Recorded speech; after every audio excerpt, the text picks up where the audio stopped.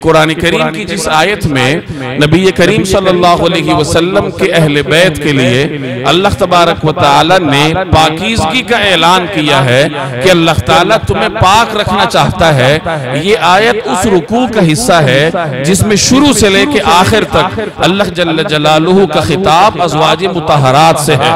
تو قرآن کریم کے مصداق کے مطابق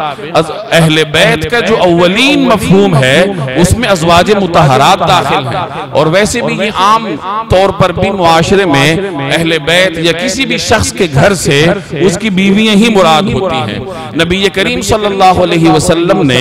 پھر اہل بیت کی مفہوم میں کچھ توسیع فرمائی، اور جیسے روایات آپ کے علم میں ہیں کہ آپ صلی اللہ علیہ وسلم نے حضرت علی رضی اللہ تعالی عنہ اور ان کے عظیم المرتبت صاحبزادگان حضرات حسنین کریمین رضی اللہ تعالی عنہما کو بھی بلا کر انہیں بھی اہل بیت میں شامل فرمایا، اور یہ دعا کی کہ یا اللہ یہ بھی میرے اہل بیت ہیں۔ تو اہل بیت کا اولین مصداق جو قرآن کریم قرار دیتا ہے وہ ازواج مطہرات کو قرار دیتا ہے، اور نبی کریم صلی اللہ علیہ وسلم نے پھر اس میں توسیع فرما کر اپنے نواسوں کو بھی اہل بیت کے مبارک خانے میں داخل کیا۔ تو یہ اہل بیت کا مکمل مفہوم ہے۔ اگر ہم اس سے ازواج مطہرات کو جدا کریں گے تو ہم عرف کا بھی انکار کریں گے اور قرآن کریم کی آیت کا بھی غلط مفہوم لیں گے، اور اگر اس سے حضرات حسنین کریمین کو نکالنے کی کوشش کی جائے تو پھر رسول اللہ صلی اللہ علیہ وسلم کے عمل کا انکار ہے۔